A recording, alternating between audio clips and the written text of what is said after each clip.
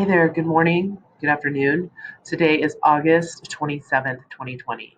This is Mrs. Beasley here. I'm not going to go live every hour with every class this day. This is a shortened day. I need to get a bunch of work done. I'm going to give this day back to you to get some work done. If you need to get with me at all today, if you have any questions or confusion, jump on. I'll keep Google Meet open, but you do not have to show up that way today. I'm going to read the Navajo origin legend to you and then talk it through and kind of talk through probably what some of the confusion might be on this story. And then again, you don't have to meet live. I'm going to have a little check in for today's purposes. Okay. I think I might end up doing this at least every Thursday and just keeping the Google Meet live Monday, Tuesday, Wednesday, but we'll see how it goes. All right. This one was called the Navajo origin legend.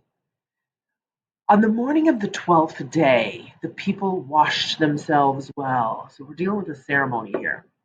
The women dried themselves with yellow cornmeal, the men with white cornmeal. Soon after the ablutions were completed, they heard the distant call of the approaching gods. It was shouted as before, 4 times, nearer and louder at each repetition, and after the fourth call the gods appeared. Blue Body and Black Body each carried a sacred buckskin. White Body carried 2 ears of corn, one yellow and one white, each covered at the end completely with grains. So it seems like these are spirits or maybe the winds or the directions, but you got some corn going on here. You got yellow and white corn, and they've got the grains on them. So these spirits are gods. So the gods laid one buckskin on the ground. Buck is a male deer, right? So you're talking deer skin. So the gods laid one buckskin on the ground with the head to the west. On this, they placed the 2 ears of corn. All right, so you're picturing a buckskin, you're picturing this deer skin on the ground with the head pointed to the west. And they put these ears of corn. The tips to the east, and over the corn they spread the other buckskin with its head to the east, all right? Under the white ear, they put the feather of a white eagle. Under the yellow ear, the feather of a yellow eagle.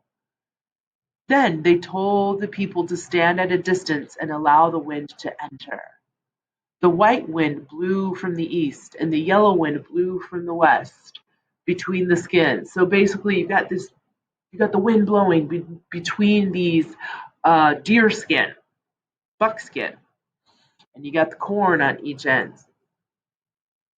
While the wind was blowing, 8 of the mirage people, I don't know, it sounds like some sort of spirits, came and walked around the objects on the ground 4 times. And the only thing I can think of is maybe 4 is symbolic of the 4 directions, north, south, east, west. So they walked around the eagle feathers whose tips protruded from the buckskin. Um, they walk around, and then they were seen to move. When the mirage people had finished their walk, the upper buckskin was lifted, the ears of corn had disappeared, and a man and woman lay there in their stead. So instead of the corn, it became man and woman. The white ear of corn had been changed into a man, the yellow ear into a woman. It was the wind that gave them life. It is the wind that comes out of our mouths now that gives us life. When this ceases to blow, we die. In the skin, at the tips of our fingers, we see the trail of the wind. Ah, okay, fingerprint. It shows us where the wind blew when our ancestors were created. The pair thus created were first man and first woman. Atse Hastin and Atse Istan. The gods directed the people to build an enclosure of brushwood for the pair, and when the enclosure was finished, first man and first woman entered it, and the god said to them, "Live together now." as husband and wife. Okay, so just walking you through this sort of spiritual ceremony with the mirage people or the blue body, white body, black body. I think these are spirits, right? And gods. So buckskins, the wind blows, you got corn at each end, you got feathers from eagles, and the wind, and it's this spontaneous creation of male and female, and then the spirits said, "You now live together as husband and wife." Again, this archetype of the man and wife as couple, as and the concept of marriage, and you belong together. Go produce, be fruitful. I think of again in the Old Testament, be fruitful and fill the land was the command God had given to Adam and Eve. God also blew life into Adam and Eve with his breath. And they were pronounced as husband and wife. Okay. So interesting. I don't know. What do you think about that? That's what they mean by the Navajo origin legend. Okay. That's the best I can explain that one. Roll with that one. Try to make sense of it.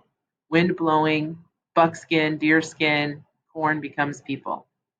If you have any specific questions, get at me today. I'm going to leave that for you. Practice your vocab. You will have a quiz on these stories tomorrow. You can use your homework. You can use any of this. And you will have a quiz on the vocab.